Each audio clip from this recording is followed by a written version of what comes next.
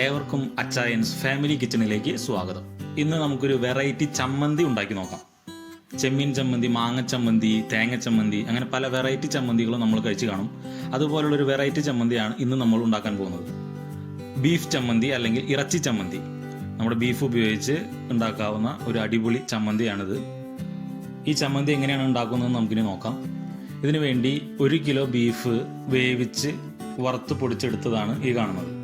ഇത് ചെയ്യുന്നതിന് വേണ്ടി ഞാൻ ചെയ്തത്, ബീഫ് നല്ലവണ്ണം കഴുകി വൃത്തിയാക്കി കഷ്ണങ്ങളാക്കി അല്പം മഞ്ഞപ്പൊടിയും കുറച്ച് കുരുമുളക് പൊടിയും ഇത്തിരി ഉപ്പും ഇട്ട് കുക്കറിൽ നന്നായി വേവിച്ചെടുക്കുക. ഒരു 8-10 വിസിലടിച്ച് നല്ലവണ്ണം വേവിച്ചെടുക്കുക. അതിനുശേഷം ഇതിനൊരു ഫ്രൈയിങ് പാനിൽ എണ്ണ ഒഴിച്ച് നല്ലവണ്ണം വരട്ടി എടുക്കുക. ഒരു 10-15 മിനിറ്റ് നല്ലവണ്ണം എണ്ണയിൽ വരട്ടി എടുത്തു കഴിഞ്ഞാൽ നല്ല വെന്ത ബീഫാണെങ്കിൽ നല്ലവണ്ണം പൊടിഞ്ഞു കിട്ടും. എന്നിട്ടും പൊടിഞ്ഞില്ലെങ്കിൽ ഒന്ന് മിക്സിയിലടിച്ച് ക്രഷ് ചെയ്തെടുത്താൽ മതി. അങ്ങനെ എടുത്ത 1 കിലോ ബീഫാണ് ഇതിലെ പ്രധാനപ്പെട്ട ഐറ്റം. ഇനി ഇതിലേക്ക് കുറച്ച് വറ്റലമുളക് അല്ലെങ്കിൽ ഉണക്കമുളക് ഒരു 8-10 എണ്ണം എടുക്കുക. കുറച്ച് ചുവന്നുള്ളി അല്ലെങ്കിൽ സവാള ഒരു ചെറിയ കഷ്ണം, 2 പച്ചമുളക്, 1 കഷ്ണം ഇഞ്ചി.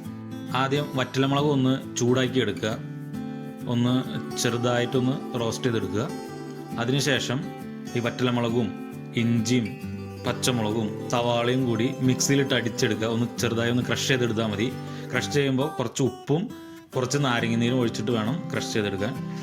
ഇനി ഫ്രൈയിങ് പാനിലേക്ക് കുറച്ച് എണ്ണ ഒഴിച്ച് ചൂടാക്കിയിട്ട് അതിലോട്ട് ഈ ക്രഷ് ചെയ്തെടുത്ത ഐറ്റംസും പൊടിച്ചു വെച്ച ഇറച്ചിയും കൂട്ടി മിക്സ് ചെയ്ത് മീഡിയം ഫ്ലെയിമിൽ ഒന്ന് മിക്സ് ചെയ്തെടുത്തു കഴിഞ്ഞാൽ നമ്മുടെ ചമ്മന്തി റെഡി.